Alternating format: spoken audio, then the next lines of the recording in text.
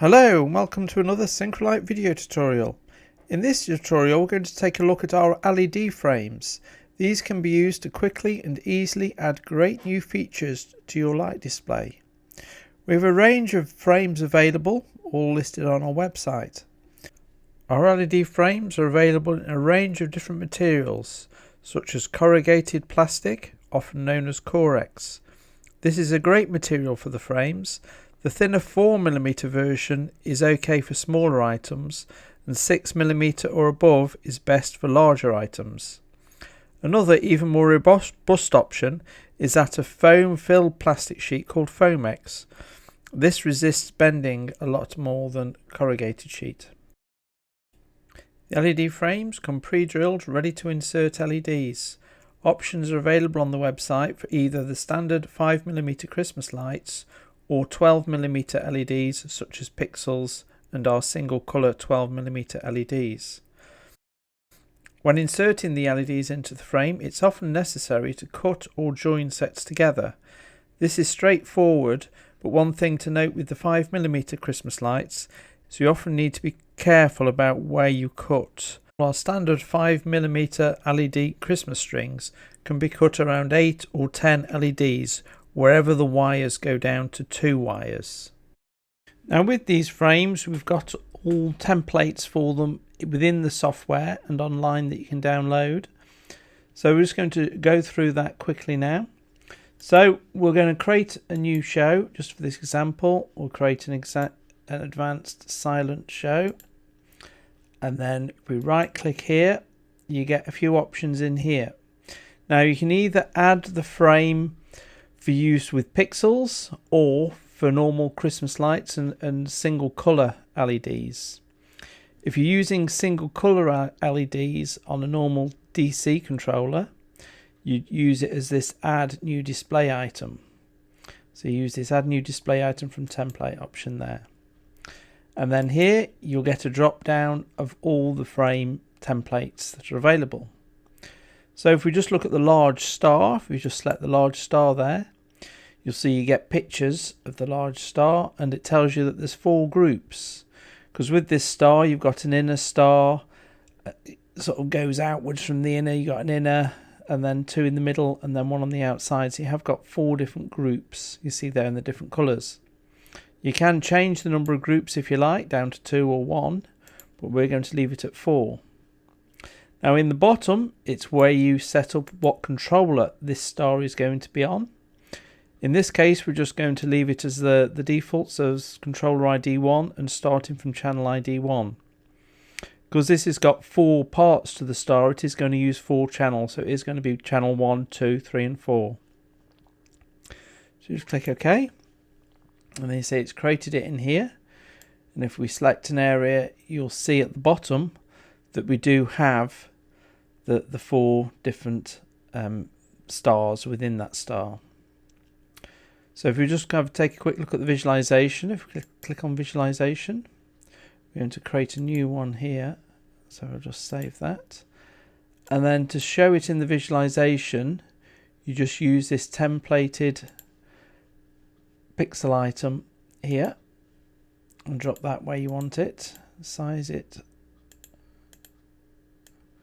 to the size and position you want, and then you then attach that to the appropriate display item. So in here it's going to be the large star, so select that and you'll see it displays the star, and then you can move it to size it as you like.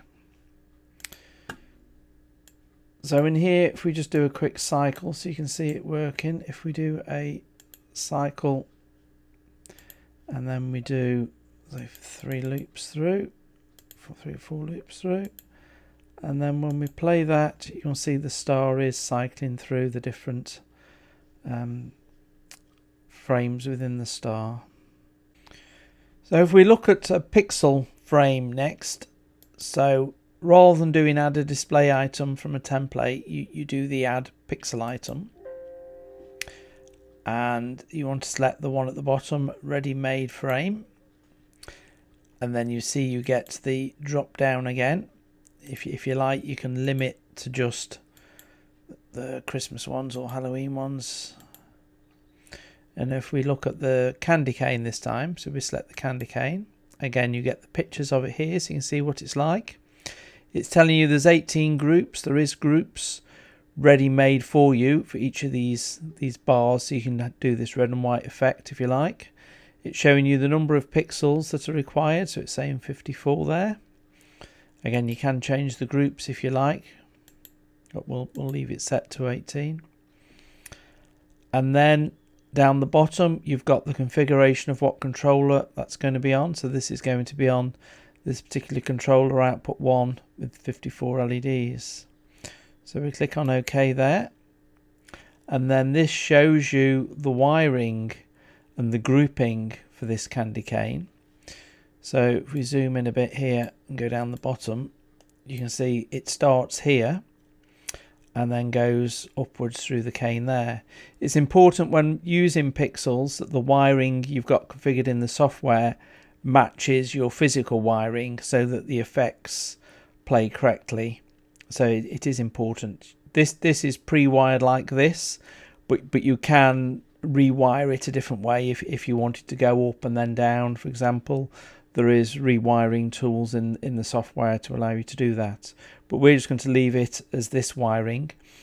The different colours show you the different groups. So if you click on the groups tab, you see we've got all 18 different groups. So these three are grouped and they're grouped, just to make it easier for you if you want to do use the grouping to display colours on it.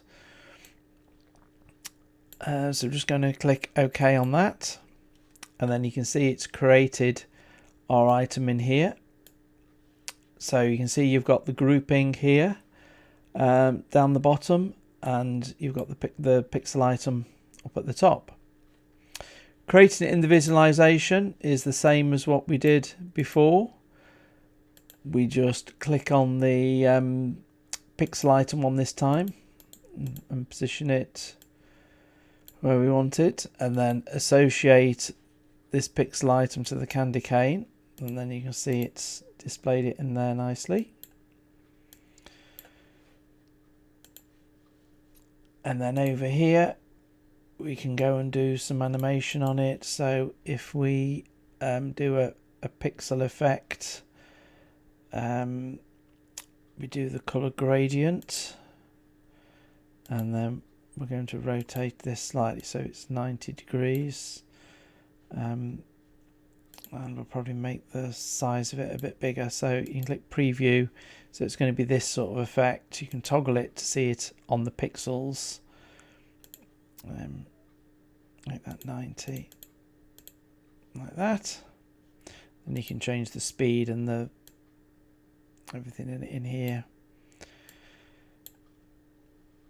and then click OK, and then you've got that in there. And if we play that, you'll see it's got the effect going in there. Just slow it down a little bit.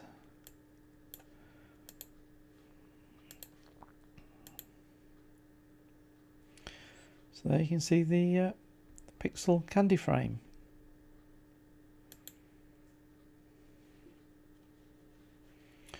We can do the same for talking faces and things. We've got various templates for talking items under characters. So we've got the talking tree, for example.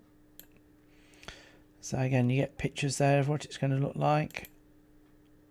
We'll create this one as a normal display item rather than a pixel item, because we're going to use single color LEDs. We don't necessarily want to change the colors of items in the tree in this example. So you see it's created the tree, and then you can see in this case the groups are in terms of the eyes and the mouth sections, so they're all pre-created for you. And again, we can go into the visualization and drop in a templated item in there. Let's move that out of the way.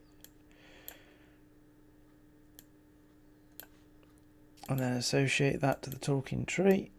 And then you see you've got your talking tree there.